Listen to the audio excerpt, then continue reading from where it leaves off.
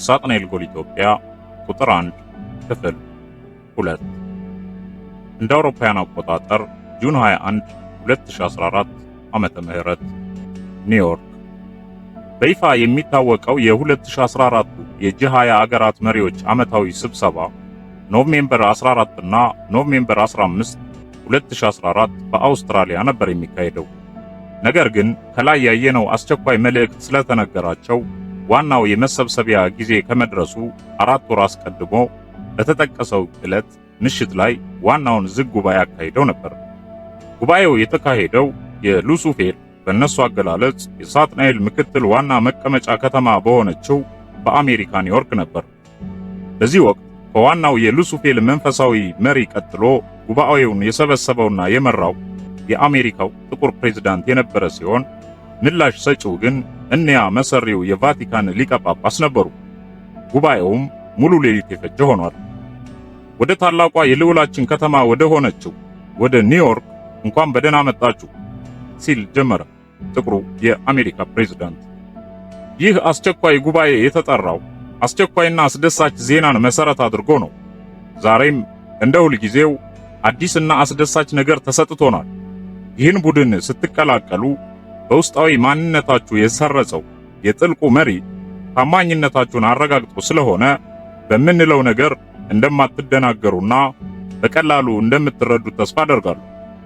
አዳዲስ አባላቶቻችንን ማለት ነው። 11 ያህል ሹሞች የምታውቁትና በሚስጥር ጠብቃችሁ እንድታቆዩት የተነገራችሁ የአዲሲቷ ዓለም የአገነባብ ዘዴና ሁኔታ ነበር። አሁን ግን የመጨረሻው ጎል ሊነገራችሁ የሚገባበት ዕለት ደርሷልና ተጠርታችኋል ሲል ድንገተኛ የሆነ ከባድ የጋራ ጭብጨባ ተስተጋባ። የአሜሪካው መሪ ቀጠለ። ይህን ጥበብ የምትረዱበት ንቁ አእምሮ ያስፈልጋችኋል። ይህንንም በኃያላችን የማመስገኛ ጸሎት አሁኑኑ ትታደሉታላችሁ አለ በደስታ እየፈነደቀ። ጸሎት ጀምሩ። የአሜሪካው መሪና ሌሎች የጂ8 አገራት መሪዎች ከወደ ግንባራቸው ብቅ ብቅ የሚሉት ቀንዶቻቸው ሲበቅሉ ያስተዋሉትና የበታች ሆነው የቆዩት መሪዎች በከፍተኛ ደስታ ውስጥ ሰጠሙ። በደስታም አሽካኩ፣ ተንከባለሉ፣ አመሰገኑ። ከዚያም ሁሉም የጂ20 አገራት መሪዎች የሁለት አጫጭርና ጥቋቁር ቀንዶች ባለቤት ሆኑ። እርስ በርሳቸውም ሲተያዩ ግንባራቸው ላይ 666 የሚለው የሰው ቁጥር በጥቁር ደማቅ ኩል ታትሞባቸው አዩ። ፍጹም ያልጠበቁትና ይጓጉለት የነበረ ነገር ነውና በእጅጉ ተደሰቱ። ምክንያቱም በእነርሱ አስተሳሰብ በመሪ ደረጃ ይህንን ነገር ቀድሞ የታደለ በቀጣይ በምትመሰረተው አዲስ የምድር መንግስት ሹመቱ ይቀጥላልና የዘላለም ገዥም ይሆናልና ነው። የመጨረሻው ዘመን ሳይደርስ ቢሞትም ከበጉ እርደትና ከጥልቁ ገዢ አሸናፊነት በኋላ ይነሳልና ባይ ናቸው። ትምህርቱም የዘላለም የምድር ሕይወትን ማስቀጠልና መቀጠል መቻል የሚል ነውና። ጸሎታዊ ምስጋናው ከተጠናቀቀ በኋላ ሁሉም ቦታቸውን ያዙና ቀጣዩን ትንታኔ በፈገግታ ደምቀው መጠባበቅ ጀመሩ። የአሜሪካው መሪ ቀጠለ። ምን ቀረ? ምንም፣ ወደ ጎላችን በነጻነት መገስገስ ብቻ። የጋለ ጭብጨባ። የልዑላችን አባላት ዓላማ አንድና አንድ ነው። እሱም የወደፊቷን አዲስ የምድር መንግስት መመስረት። አንድ ህዝብ፣ አንድ ዓለም፣ አንድ ዘላለማዊ መንፈሳዊ ገዢ፣ አንዲት ዘላለማዊ ነፍስና ሕይወት ነው። አንድና አንድ ብቻ። ሉሱፌል ዘላለማዊ የበላይ ጠባቂያችን ይሆናል። ነጻነትን አጎናጽፎ ዘላለማዊ ሕይወት ይሰጠናል። ደስታና ጥልቅ ሐሴት በእርሱ ዘንድ ብቻ ይገኛል። ጥበብም እንደዚያው። እኛ አባላቱ ደግሞ የዚህ ሁሉ ወራሽ ሆነን በሹመት አጊጠን እንኖራለን። ያ ይሆን ዘንድም የመጨረሻው መጀመሪያ ሆነ። ለዚህም ሰፊ የቤት ሥራ አለብን። ዛሬ ለሁላችሁም ግልጽ ይደረጋል። የሰው ልጅ የተባለው ፍጡር ከመከሰቱ አስቀድሞ የኛ የነጻነት አብዮተኛ የሆነው የጨለማው ልዑል ለነጻነቱና ለነጻነታችን ሲል ራሱን አሳልፎ ሰጥቷል። ከሰው በፊት የተከሰተውና አልገዛም ባዩ አሸናፊያችን ዘመኑ እስኪደርስ ጠበቀ እንጂ አልተሸነፈም። አሁን ግን የማሸነፊያው ወቅት ደርሷል። እኛ ሁላችን ደግሞ የዚህ ልዑል ተገዢ የክብር ወታደሮቹ ነን። የሰው ልጅ ነፃ ሆኖ በፈለገው አይነት መንገድ እንዲጓዝ ያለ ሕግና ያለ ወሰን በልቅ ነፃነት መኖር አለበት ብሎ በመሟገቱ ከስፍራው የተገለለው ልዑላችን ያኔውኑ ወደኛ ወደ ምድር ሰዎች ወደ ተበዳዮቹ መጥቶ ተቀላቀለን። ችግራችንንም ሲጋራ ኖረ። ቀስ በቀስም ልቡ ለኛ እየራራ ስለሄደ ስልጣኔን አብዝቶ ሰጠን፣ ጥበብንም ገለጠልን። ሁሉንም ነገር አጎናጽፎ ከጨለማና ከመሃይምነት አወጣን። ነፃ ሰዎችም ሆንን። አሁን ደግሞ ተቀናቃኞቻችንን ያጠፋልን ዘንድ ከጎናችን ተሰለፈ። እኛም አነገስ ነው፣ አመለክ ነው፣ መረጥ ነው። ብቸኛው የምድርና የሰው ልጆች ነፃነት አባት ነውና ምድርና ሁለንተናዋ ተጠቅልላ በእርሱ መገዛት አለባት። ያ ሲሆን ሞት ይጠፋል፣ ሕይወትም ዘላለማዊና ፍጹም ስልጡን ፍጹም ነፃ ሆና ለዘላለም ትኖራለች። የእስከዛሬውን ሳይንሳዊ የሰው ልጅ አመጣጥ ትንታኔን ሙሉ በሙሉ ከአእምሯቸው አውጡት። ያ የሰው ልጅ የተባለው ደካማ ፍጡር ከመፈጠሩ በፊት የነበረው የዚችን ዩኒቨርስ ዕድሜና አመጣጥ ለመግለጽ የተሞከረበት ዘዴ ነው። የአይነቱ ትንታኔ በአሁኑ ሰዓት ለኛ አስፈላጊ አይደለም፣ ለጠቅላላ ዕውቀት ካልረዳን በቀር። ምክንያቱም ቀጥዬ በደንብ እንደማብራራው እነ ሉሲን የመሳሰሉ በከርሰ ምድር ጥናት የተገኙ ቅሪት አካሎች ልዑላችን ጦርነት ባደረገ ጊዜ የሞቱበት ከሰውና ከኒፍሌም የተደቀሉ ወታደሮቹ አጽም ስለሆኑ ነው። አዳም ከተባለው የአፈር ስሪት ከሆነው ፍጡር በፊት የኛ ልዑልና ወንድሞቹ ነበሩ። እናም ሌሎች ሁሉ ከወግ አጥባቂው አለቃቸው ጎን ተሰለፉና እኛን ተውን። የኛ ልዑል ግን ለኛ ሲል የላዕላይ ክብሩን ጥሎ የታህታዩን ውርደት መረጠ። እንደ ዱር አውሬ ራሳችንን ሳናውቅ እንድንኖር የተፈረደብንን ያን ፍርድ ተቃውሞ የመጀመሪያው አብዮተኛ ሆነ። ስለ ፍትህ ሲልም ተዋጋቸው፣ አመጸም። እናም እነሱና ጌታቸው ተባብረው የነፈጉንን ማንነት የኛ ልዑል ለኛ ሰጠን። አይናችንን አብርቶ ጥበብን ገልጦ አሰልጥኖ ነፃነት አላብሶ ዛሬ ድረስ አቆየን። በዚያን ወቅት የተረዳው አልነበረምና ከብዙ መሰሎቹ ጋር ብቻውን ለኛ ሲል ተዋጋ። ሳናውቀው አወቀንና ተሟገተልን። ነገር ግን ለጊዜው ድል የተቀናቃኞች ሆነችና ከነክብሩ ወደኛ መጣ። አጋዥ ጄኔራል አልነበረው። ስለዚህም የነበሩትን ጥቂት የሰላም ወታደሮች ይዞ መከታችን ሆነ። ጦርነቱ ከላይ ጀምሮ እስከ ምድር የደረሰ ነበር።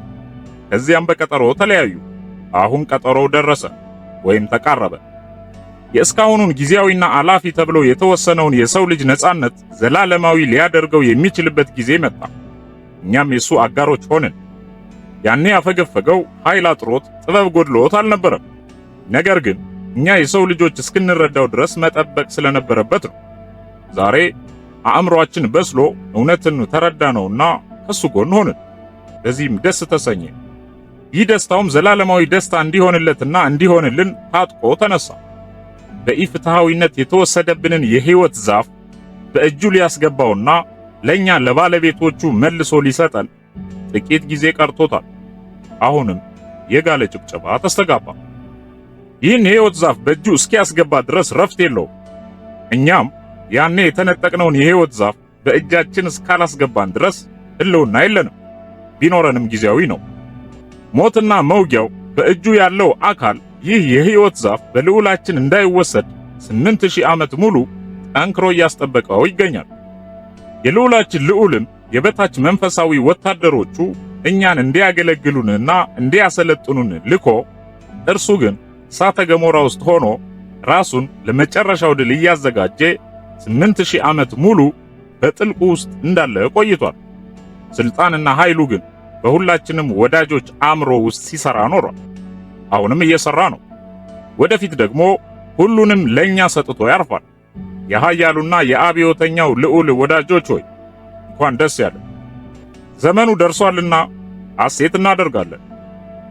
ከዚያ ዘመን ጀምሮ በጥሞናና በትዕግስት የጠበቀው አለቃችን አሸናፊያችን ይህ የጨለማ ዘመን ለአንዴና ለመጨረሻ ጊዜ የሚያከትምበትን ሥራ ሲሰራ የኖረው በድብቅና በልዩ ልዩ ጥበብ ነበር። ልዑላችን ሥራውን ሁሉ በይፋ ስላላደረገው በየሺህ ዓመቱ የተበረዘ ትምህርት ይዘው እየመጡ የሰው ልጆች ነቢይ እያሉ የሚጠሯቸው ሰዎች ትምህርት ታውቆ የልዑላችን ግን ተዳፍኖ የቆየው አስፈላጊ ሆኖ ስለተገኘ ብቻ ነበር። ይህ እውነተኛ ልዑል ሁሉንም ሥራ ከመጀመሪያው ጀምሮ በግልጽ ያልሰራውና በጥቂት ታማኞቹ ብቻ ተወስኖ ሲሰራ የኖረው እኛ የሰው ልጆች አላስፈላጊ ውዥንብር ውስጥ እንዳንገባበት ፈርቶ ነው። አሁን ዘመኑ ሲቃረብ ግን ሁሉንም ማንቃት ማሳወቅ አለበትና ያንኑ ሥራ ጀመረ።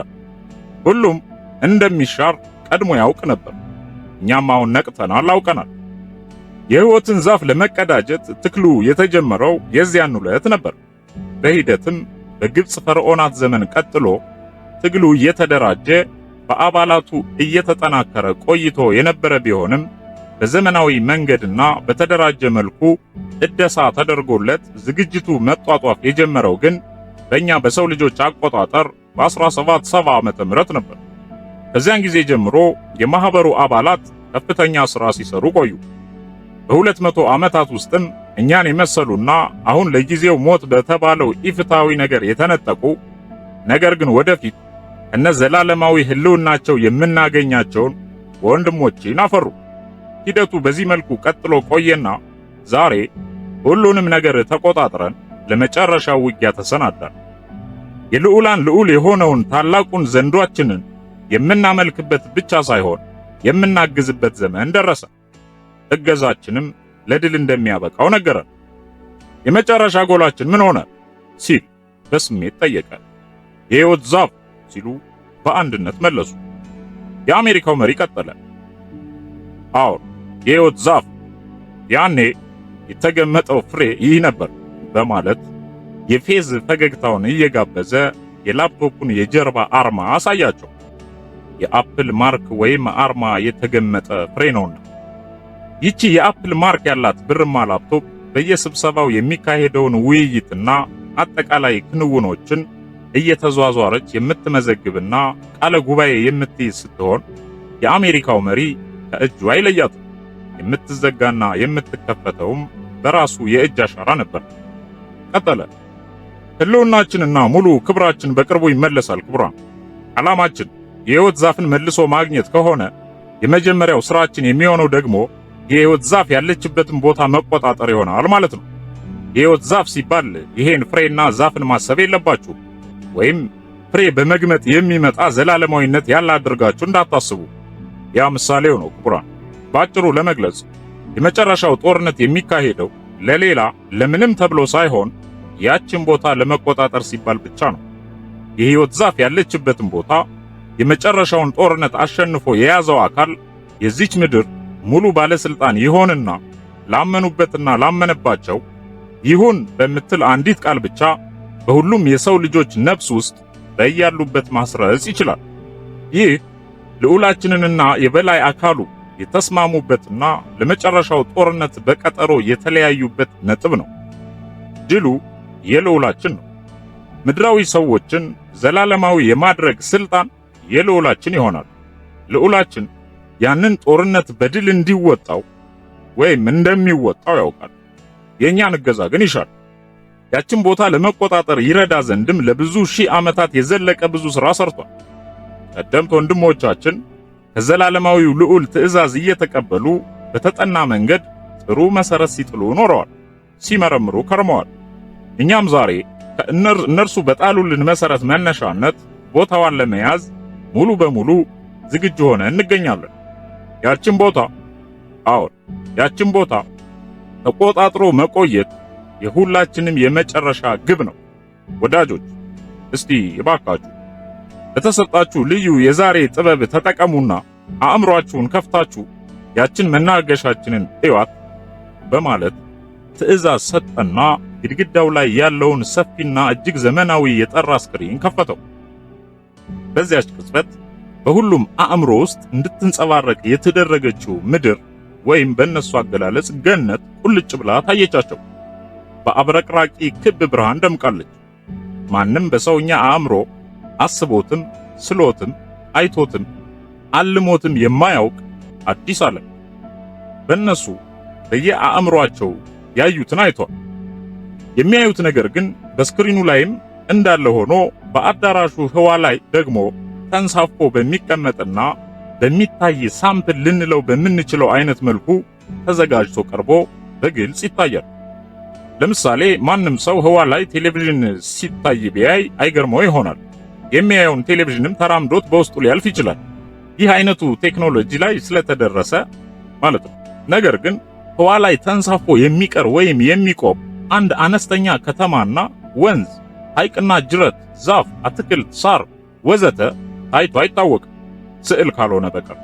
አሁን በአዳራሹ መሃል ህዋው ላይ በእውን እየታየች ያለችው ነገር ግን የተባሉትን ነገሮች ሁሉ ያካተተችና በንጹህ ሐይቅ የተከበበች ፍጹም ያማረችና የለመለመች የህዋዎቹ ወይም የውሃዎቹ ድምፅ ሳይቀር እየተሰማባት ያለች ከተማ ናት።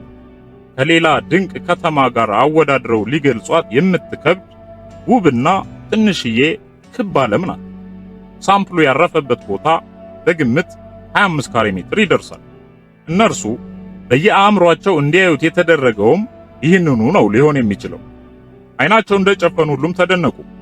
ጭንቅላቶቻቸውን እያርገፈገፉ በመደነቅ ተሞልተው ታዩ። ወዲያውም ገነት ያሏት ዓለም ከየአእምሯቸው ተሰልባ ጠፋችና በገዛ ራሳቸው ያበሩት ውስጥ ያለ እነርሱ ፈቃድ ጠፋና ወደ ሰውኛ ማንነታቸው እየተርገፈገፉ ተመለሱ። ሳምፕሉም በራሱ ጊዜ ወደ ወለሉ ዝቅ ብሎ ጠረጴዛ፣ ወንበር ሳያግደው አንድም ጓጓታ ሳያሰማ የአዳራሹን ምቹ ምንጣፍ አልፎ ምድር ውስጥ ሰጠመ ወይም ተሰለበ። የአሜሪካው መሪም ድንቅ ነው ወንድሞች፣ ድንቅ አዲስ ዓለም ካለ በኋላ የተሰብሳቢዎች አእምሮ ከመደነቅ ዓለም ሳይወጣ ንግግሩን ቀጠለ። ያያችኋት የወደፊት ዓለማችን የታላቁ ገዣችንና እኛን ከወዲሁ መሾምና መሸለም የጀመረው የጌታችን መናገሻ ከተማ ናት። ዓለምን ሁሉ ለኛ ይተውና የሕይወትን ዛፍ ለኛ አጎናጽፎ እርሱ በዚያ ያርፋል። ይህች ሀገር የታላቁ ወንዝ የጊዮን ምንጭ ናት። በዛሬው አጠራር ኢትዮጵያ ትሰኛለች ሲል ያልተጠበቀ የሆነባቸው እንግዳ ተበካዮች በድንጋጤ በጋራ ዋት ሲሉ ተደመጡ። አዎ ክቡራን፣ ኢትዮጵያ ናት አለ ረገጥ አድርጎ። የዛሬ ጉባኤያችንን በዋናነት የሚያጠነጥነው ኢትዮጵያ ስለተባለችው ምስኪን መሳይ ታላቅ ምድር ይሆናል። ይህ ከባድ እውነትና ምስጢር በእናንተ ዘንድ በጥልቅ መታወቅና መጠበቅ አለበት። በዚህ መሰረት በተለይ ዛሬ ወደ መጨረሻው የታላቅነት ሹመት ለተቀላቀላችሁት ወንድሞች ከመጀመሪያው ጀምሮ እስከ ሂደቱና እስከ ወደፊቱ ዕቅድ የማስረዳት ግዳጅ ነውና የተሰጠኝ በአጭሩ አብራራላችኋለሁ። ክብር ለታላቁ ጥበበኛና የነጻነት አብዮተኛችን ይሁን፣ አሜን ሲል አሜን የሚል የጋራ ድምፅ አሰሙ። ከተሰበሰቡት የ20 አገራት መሪዎች ውስጥ ቁንጮውን የሉሱፌል ተሿሚ ሆኖ የሚታየው የአሜሪካውን መሪ ጨምሮ የኢጣሊያ፣ የፈረንሳዩ፣ የእንግሊዙ፣ የሩሲያው፣ የጀርመኑ፣ የጃፓኑ፣ የካናዳው፣ የአውስትራሊያውና የቻይናው መሪዎች ከጥቂት ጊዜ በፊት ጎላቸው የትኛዋ ምድር እንደነበረች ያውቁ ነበር።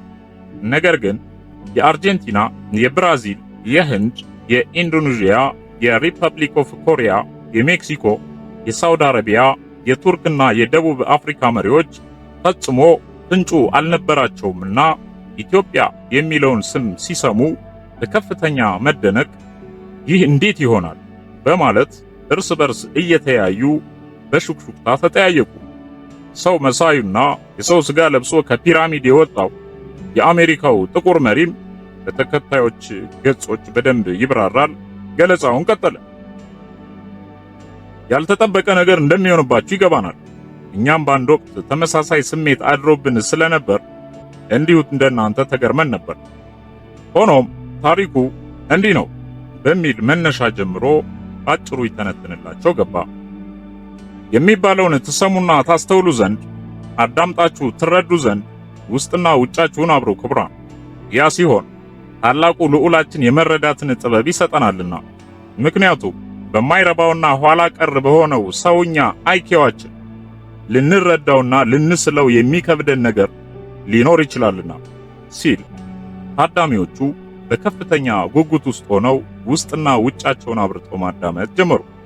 ተደጋግሞ እንደሚስተዋለው ይህ ውጭና ውስጥ ማብራት የሚሉት ነገር ቀንዶቻችሁን አውጡ፣ የቁጥር ምልክታችሁንም በግንባራችሁ እንዲታይ አድርጉ የሚል መመሪያ ሲሆን አይኖቻቸውን ለጥቂት ሰከንዶች ጨፍነው በመግለጥ የሚያበሩትና ማጥፋትም ሲፈልጉ በተመሳሳይ አይኖቻቸውን ጨፍነው በመግለጥ ማጥፋት የሚችሉት ነገር ነው። እናም እንደተባሉት አደረጉ። የአሜሪካው መሪ በስክሪኑ ላይ የሚታየውን ተንቀሳቃሽ ምስል እየጠቆመና ወዲያ ወዲህ እያለ ትንተናውን ቀጠለ። የቀድሞዋ ኢትዮጵያ የሰው ፍጡር ብቻ መኖሪያ አልነበረችም። የሌላ ቀደምትና ስልጡን ፍጡራን መኖሪያ ምድርም ነበረች። እነዚያ ከሰው የቀደሙ ስልጡንና ኃያላን ፍጡራን በሰማይ የራሳቸው የሆነ ስፍራ የነበራቸው ቢሆኑም ሰው በምድር መኖር ከጀመረበት ጊዜ አንስቶ ግን እንደ ሁለተኛ መኖሪያቸው አድርገዋት ነበር። በምድራችን ውስጥ ለእነዚያ ፍጡራን መኖሪያ ትሆን ዘንድ የተፈቀደችውና ምቹ የሆነችው ብቸኛዋ አገርም ኢትዮጵያ ነበረች። አየሯም ለእነርሱ ተስማሚ ነበር። በዚያ ዘመን ወደ ሌላ ምድር አልፈው ሄደው መኖር እንዳይችሉ የሚተነፍሱት ንጹሕ አየር አልነበረም። አየሩ አለ፣ ሆኖም ግን ከባድና ለእነርሱ የማይመች አይነት ነበር። እነዚህ ፍጡራን የአስተሳሰብና የጥበብ አድማሳቸው ከኛ ከሰው ልጆች በ5000 እጥፍ የሚበልጥ ነው። በአየር ላይ መብረር የሚችሉ የረቂቅ ክንፍ ባለቤቶችም ነበሩ። ይህ ረቂቅ ስልጣኔያቸውም ሁሉንም የማድረግ ኃይል አላብሷቸው ነበር። የበላያቸውና የኛ ተቀናቃኝ የሆነው አካል ወታደሮችም ነበሩ። የመልክና የቅርጻቸው ነገር በዚህ ስክሪን ላይ ከነ እንቅስቃሴያቸው እንደምታዩት በእኛ ዘንድ ያልተለመደና የማናውቀው አይነት ነው። ከፊሉ ጥቃቅን፣ ሌላው ግዙፍ፣ የቀረው በአሞራና በተሳቢ እንስሳ ቅርጽ ተመስሎ የተፈጠረ ነው። መልከ መልካሞችም አሉ። በጥንቱ ዘመን ማለትም ሰው በተፈጠረ ማግስት የዚች ፕላኔት ጠባቂዎች እነርሱ ነበሩ። የሚጠብቁት ነገር ባይኖርም ከላይኛው ስፍራቸው ወደዚች ምድር እየመጡ በነፋሻማው አየር ሐሴት ያደርጉ ነበር፣ ለጥቂት ዓመታት ብቻ። የኛ ልዑልም በታማኝነት ያገለግለው የነበረው አካል በእነርሱ ላይ ሙሉ ስልጣን ሰጥቶት ነበርና የልዑላችን ታዛዦች ነበሩ። የሰው ልጅ ተፈጥሮ ፍትህ ከመፋለሱ በፊት ልዑላችን የእነርሱ አካል ነበርና እነዚያ ረቂቅ ፍጡራን ኔፍሊም ይሰኛሉ። ከዚያም ከ7500 ዓመት በፊት ዋናው አካል ወደዚች ምድር መጥቶ ከመካከለኛው ምስራቅ አፈር የመጀመሪያውን ሰው አበጀ። ሰው የተባልነውን ወይም የተባለውን ፍጡር የበላይ አካሉ ከጊዮን ከኢትዮጵያ ውሃ፣ ከአዜብ ከኢትዮጵያ ነፋስ፣ ከኮሬብ ከኢትዮጵያ ምስራቅ እሳተ ገሞራ እንዲሁም ከመካከለኛው ምስራቅ የበሰለ አፈር አጣምሮ በመቀየጥ ሰውን ሰራ ወይም ፈጠረ። የሰውን ልጅም ከገዛ ራሱ ኦክሲጅን ሰጠውና ሕይወት ኖሮት ቆሞ መራመድ፣ መተንፈስ፣ ድምፅ ማውጣትና ማውራት፣ መኖርና ማደግ ጀመረ። ይህ ከሆነ በኋላ የመጀመሪያው ሰው ወደ አገሩ ሄዶ እንዲኖር ነው የተደረገው። አገሩ ደግሞ ምንም እንኳን አፈሩ ከመካከለኛው ምስራቅ ቢሆንም ሦስቱ ግብአቶች የኢትዮጵያ ናቸውና አገሩ ኢትዮጵያ ነበረች። ገነትም ኢትዮጵያ ናት። በዚያች በለመለመች ገነት የሰው ልጅ መኖር ቢጀምርም ኑሮው ግን ሙሉ አልነበረም። በብዙ መልኩ እገዳ የበዛበት ነጻነት አልባ ኑሮ ሆነ። ያኔውኑ በላይኛው ፕላኔት የነጻነት ጥያቄ ተነሳ። ይህን ጥያቄ ያነሳው የኛ ልዑል ነው። ሰው በነጻነት መኖር ካልቻለ ለምን ተፈጠረ ሲል ወቅታዊ ተገቢና ትክክለኛ ጥያቄ አነሳ። እናም ይህ ጥያቄ እየሰፋ ሄዶ የከፍተኛ ጸብ መነሻ ሆነ። በሰማይም በዚሁ ጉዳይ ላይ ያተኮረ የመጀመሪያው ታላቅ የመላእክታን ጉባኤ ተካሄደ። ሙሉ ጉባኤውን በረቀቀ የመገናኛ ዘዴያቸው ይከታተሉ የነበሩት በኢትዮጵያ ምድር የሚኖሩትና የሰው ልጅ እያዩ ይደነቁ የነበሩት ኔፍሊሞች ሙሉ ክርክሩን ተከታተሉ። ጉባኤው ባለመግባባት ሲበተንም ከኔፍሊሞች ውስጥ ገሚሶቹ ጀነራላችን ልክ ነው በማለት ደገፉት፣ ከፊሎቹ ደግሞ ተቃወሙ። በዚያን ጊዜም ታላቁና የሁሉም የበላይ አዛዥ የነበረው ልዑላችን አምጾ ነፍጥ አነሳ። በላይም በታችም የነበሩትን ተከታይ ወታደሮቹን እውነታውን አስረድቶ ከጎኑ አሰለፈ። ጎን ለጎንም የነበረውንና ያለውን ጥበቡን ተጠቅሞ የሰው ልጅ አእምሮ እንዲከፈትና ራሱን አውቆ በነጻነት እንዲኖር አደረገ። ይህን ያደረገው በራሱ ስልጣን ሲሆን ዓላማው የሰው ልጅ በነጻነት መኖር አለበት የሚል ነው። የተከለከለውን የእውቀት ዛፍ በግልጽ ጋብዞ አስገመጣቸው። ከዚያ ቅጽበት ጀምሮ ሰው ራሱን ያወቀ ብልህ ፍጡር ሆነ። ዋናው አካልም በቀድሞ ጀነራሉ አመጽና ተግባር በእጅጉ ተበሳጨ። ባደረገው ነገርም አዘነ። የሰው ልጅ ከኛ እንደ አንዱ ሆነ ሲል ተጸጸተና በሰው ልጅ ላይ የዕድሜ ገደብ አበጀ። ወደ ዱዳሌብ አፈርነቱ እንዲመለስም አወጀ። ሰውም ከገነቱ ወጥቶ በረሃማ በሆነው በመካከለኛው ምስራቅ እንዲኖር ተደረገ። በዚያን ጊዜ የኛ ልዑል በላይ ሆኖ ሲሟገት ሳለም የእርሱን አቋም ይደግፉ የነበሩት ኔፍሊሞች ሌላ አመጽ አነሱ። የሰው ልጅን እንዲህ ውብ አድርጎ በመስራት አድልቷልና በሚል መነሻም በሰው ልጆች ላይ ወሲባዊ ግንኙነት እየፈጸሙባቸው ነበር የጠበቁት። ይህ በሚሆንበት ጊዜም የኛ ልዑል የላይኛው ሹመቱና ክብሩ እንደተገፈፈ ተነግሮት ነበርና ቦታውን ለቆ ወደ ምድር በመምጣት መቀመጫውን በኢትዮጵያ ምድር አድርጎ የሰው ልጅ አጽናኝና አይዞባይ ሆኖ መቀጠል የሚችልበትን ሁኔታ ሲያንሰላስል ቆየ። ወዲያውም ዋናው አካል የተሻረውን ጄኔራል የምትደግፉ እዚያው ቅሩ፣ የማትደግፉ ወደ ቦታችሁ ተመለሱ የሚል ትዕዛዝ አስተላለፈ። ብዙዎች የኛን ልዑል ደግፈው ቀሩ። ጥቂቶች ወደ ዋናው አካል ወደ ቀድሞ ቦታቸው ተመለሱ። አሁንም የበላይ አካሉ እሱም ባልደገፉትና ባልተመለሱት ላይ በመበሳጨቱ ኔፍሌሞችም ሆኑ ከሰው የተደቀሉት ልጆቻቸው የገነትን ክልል ለቀው ወደ ሌላ አቅጣጫ ይሄዱ ዘንድ ጠንካራ ማስጠንቀቂያ ተሰጣቸው። ገነትም ያኔውኑ እንዳትገኝ ሆና ተሰወረች ወይም ተደበቀች። በገነት ውስጥ ደግሞ ከሞት ወደ ሕይወት የምትመልሰው ዛፍና ፍሬ አለች። እንዳልኩት ያችን ቦታ በእጁ ያደረገ ኃይል ብቻ ለሰው ልጅ ዘላለማዊ ሕይወት መስጠት ይችላል።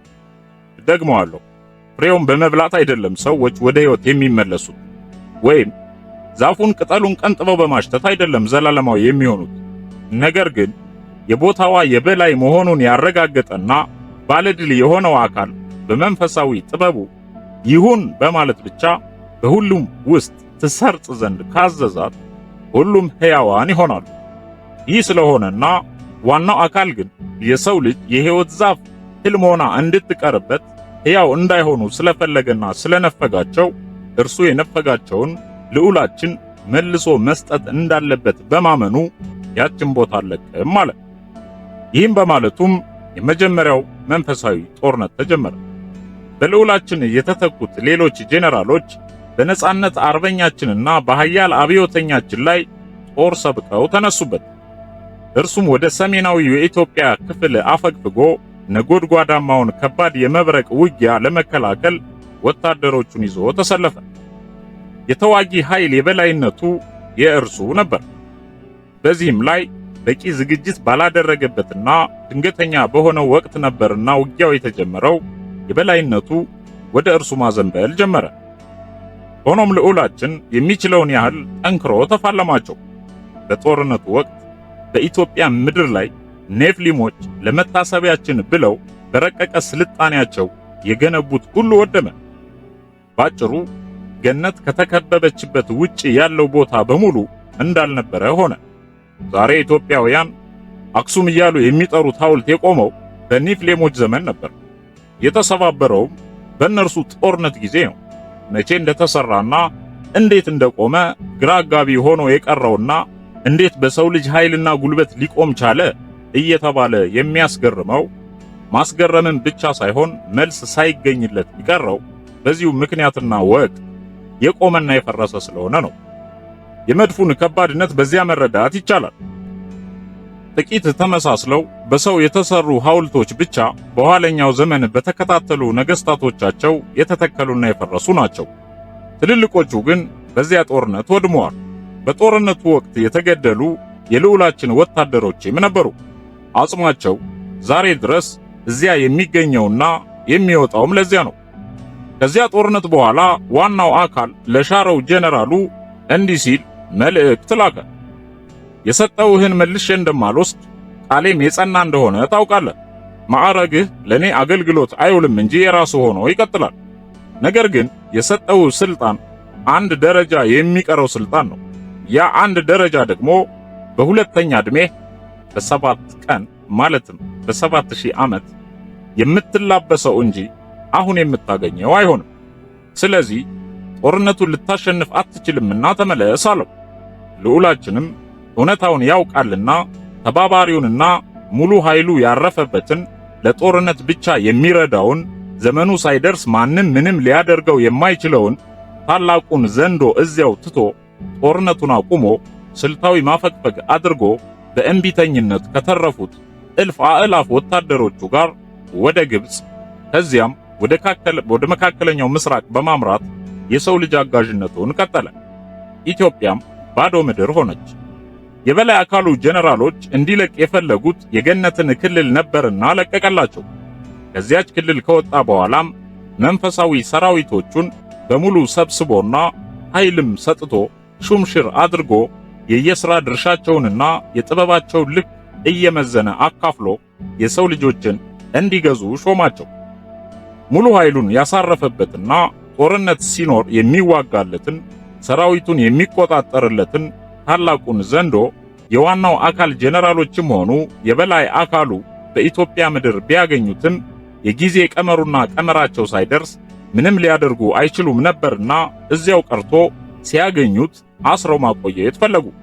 የዘመኑ ፍጻሜ እስኪደርስና ኃይሉን እስኪያድስ አድሶም እስኪለቀቅ ተለቆም የመጨረሻውን ጦርነትን ያደርግና ይፋለማቸው ዘንድ እቅዱን ገለጸላቸው።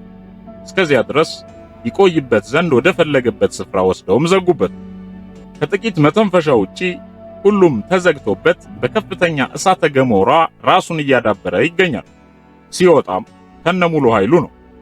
ያም ቦታም ራሱን ያንጽበትና ያጎለብትበት ዘንድ ይሻው ነበርና ያመራው ወደ መሻቱ ነው። የዚህ ታላቅ ዘንዶ ኃይልና ስልጣን በሙሉ የልዑላችን ነው። ይህ ታላቅ ዘንዶአችን ከመጀመሪያውም ለልዑላችን የተሰጠ ነው። ከላዕላይ ስፍራው ሲመጣም የእርሱ ነበር። በመጨረሻው ጦርነትም የልዑላችን ዋና አጋዥ ነው። ኃይሉም የበላይ አካሉን ጀነራሎች በሙሉ መደምሰስ የሚያስችለው ነው። የሚታዘዘውም በልዑላችን ነው። በአጭር አገላለጽ ዘንዶ የልዑላችን ዋና ጀነራል ነው። ገነት ኢትዮጵያ በተባለችው ምድር በጣና ሐይቅ ውስጥ ተሸሽጋ ትገኛለች። የኛ ታላቅ ልዑል ደግሞ ከገነት በስተምስራቅ ባለውና በአሁኑ አጠራር አፋር ክልል ውስጥ በሚገኘው በእነርሱ ስያሜ ኤርታሌ በተሰኘው ወሳኝና አስፈላጊ በሆነ እሳተ ገሞራ ውስጥ ተቀብሮ ራሱን እያዘጋጀ እና ኃይሉን እያጠናከረ ሐሴት እያደረገ ይገኛል። መንፈሱ ግን የበታቹ በሆኑ በራሱ ሹማምንት ዘንድ ሰርጿልና በእነርሱ አማካኝነት ስራውን ሁሉ ከማከናወን ቦዝኖ አያውቅም። ሙሉ መንፈሱም ለልዑላችን መታዘዙን አላቋረጠም። የመጨረሻው ዘመን ላይም እንደምትመለከቱት ይህን የመሰለ ድል ያጎናጽፋል። ሞትና መውጊያውን ነጥቆ የሕይወትን ዛፍ ይቀዳጃል ብሎ እንደ ብራቅ ጮኸና ዘለለ።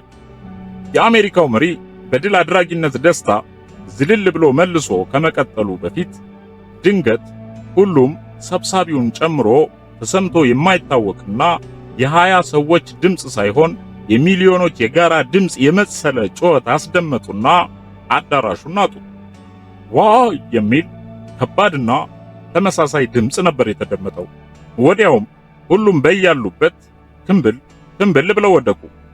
የአሜሪካው ፕሬዝዳንትም ቆሞ ገለጻ ያደርግበት በነበረው መድረክ ላይ እንዳለ ወደ ኋላ ዘፍ ብሎ ፈረጠ ወይም ወደቀ።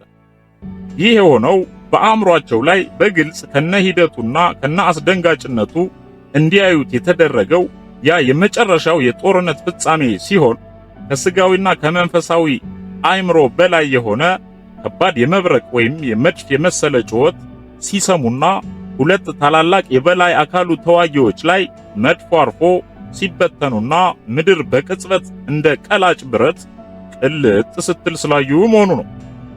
የዚህ የአእምሮ ውስጥ እይታም በቅድሙ አይነት ሳምፕል ልንለው በምንችለው መልኩ በአዳራሹ መሃል ከጣራው በታች ከወለሉ በላይ ባለው ህዋው ላይ ታየ።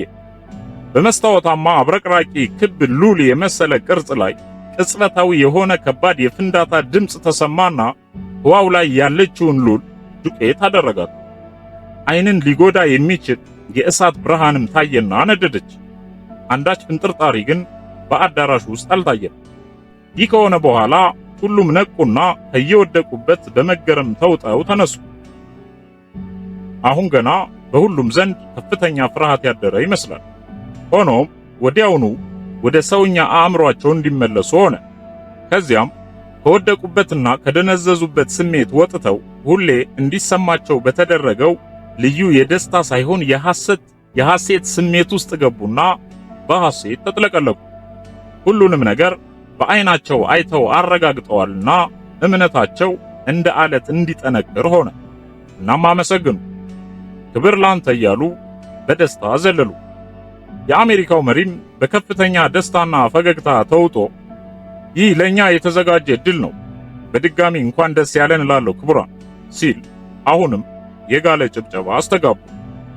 ክቡራን የአዲሲቱ ዓለም ሹማምንት ራሳችንን እናብራና እንቀጥል ሲል ሁሉም ውስጣቸውን አበሩና ሁለት ቀንድ መሰል ነገሮቻቸውና የግንባራቸው 666 ምልክት መታየት ጀመረ። ጉባኤው ቀጠለ። በዚያች ምስኪን ሀገር የኛነታችን ሚስጥር አለ። እናም አጥብቀን ልንጠብቃት ይገባል። የመጨረሻው ጦርነት እንደተመለከታችሁት ከባድ ፍልሚያ ያለበት ነው። ድሉ የኛና የልዑላችን መሆኑ የታወቀ ቢሆንም ያ መጨረሻው እንጂ ሂደቱ ገና አላለቀም። ሂደቱ ላይ ስህተት ካልተሰራ ብቻ ያ ድል ይተገበራል። ስህተት እንደማይሰራም የታወቀ ነው። ነገር ግን ሊገባን ይገባል። እያንዳንዳችን የምንወጣው ትልቁ የቤት ሥራ አለ።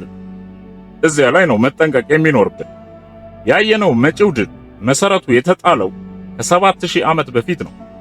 ላለፉት 8000 ዓመታት እቅዱ ሁሉ ያለ አንዳች ስህተት ተተግብሯል። በቀሪዋ ጥቂት ዓመታት እንዴት ስህተት ይኖራል ብለን እናስባለን? አናስብም። ጥንቃቄ ግን መፈተኛችን ነውና የግድ ነው። ጦርነታችን ከአገርና ከሕዝብ ብሎም መንግስታት ከመንግስታት የሚያደርጉት አይነት አይደለም። ከመንፈሳዊ አካላት ጋር የሚደረግ ታላቅና አስደሳች ፍልሚያ ነው።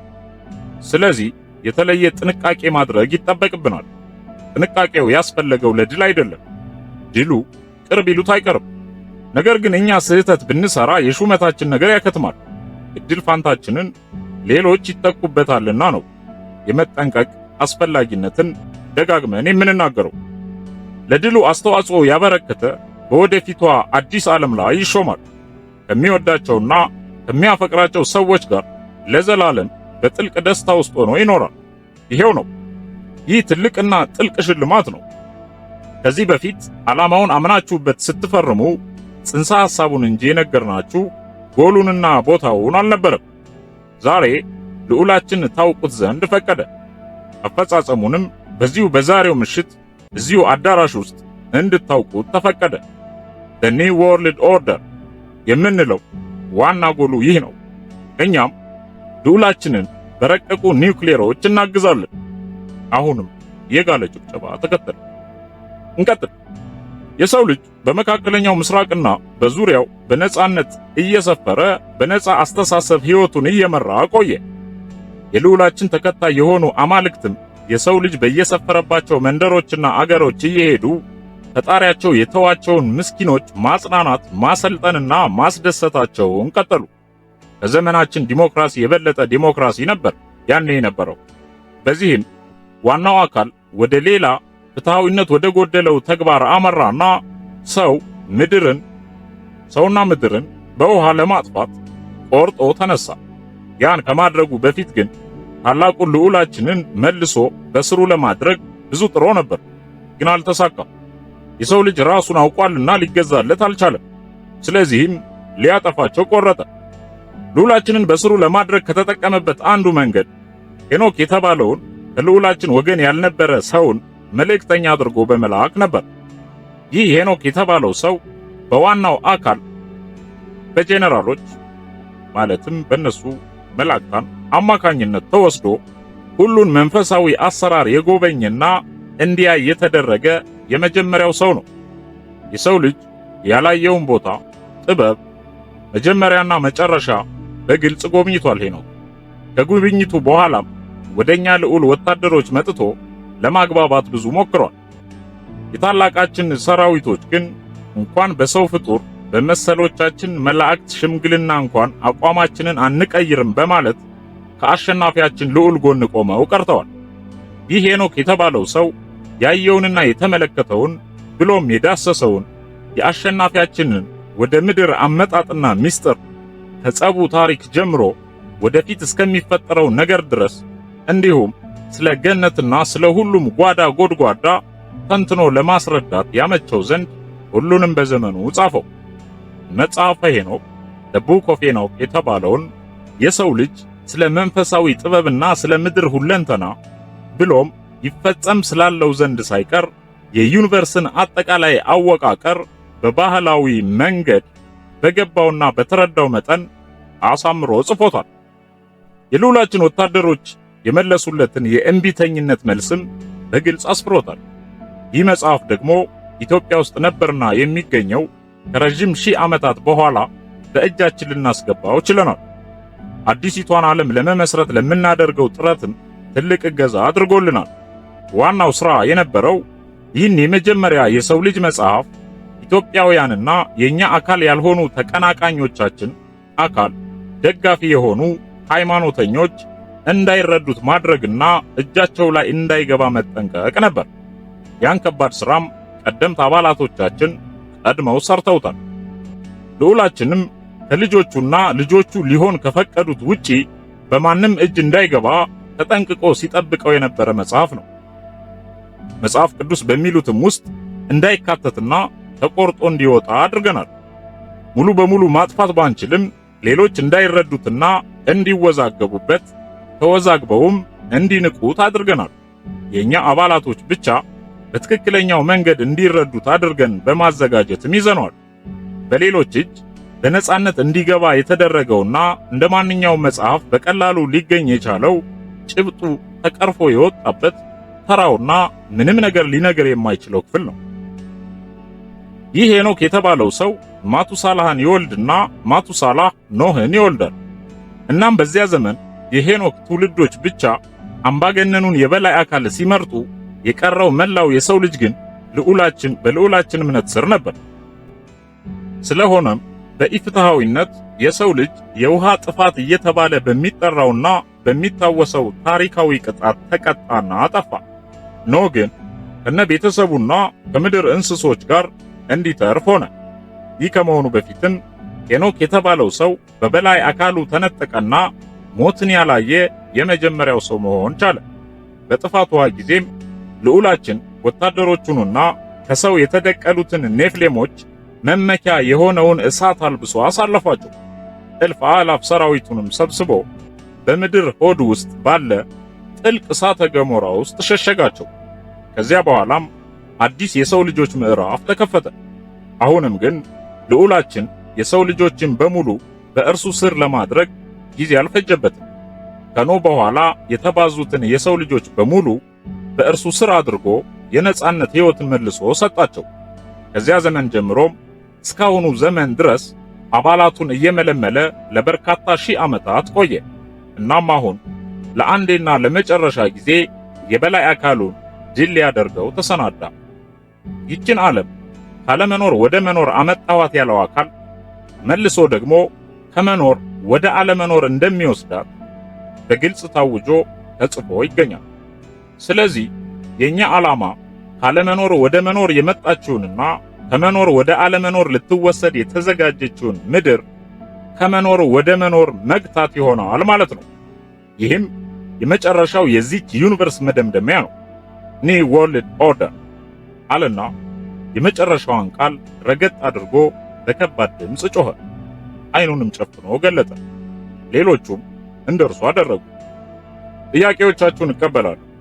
በአሁኑ ብቻ ሳይሆን ባለፈው ጉባኤ ልታነሷቸው የነበሩትን ጨምሮ ማለት ነው ካለ በኋላ ከሚታዩት 15 ያህል እጆች አይኑ ያረፈበትን መርጦ እድል ሰጠው። ክፍል 3 ይቀጥላል።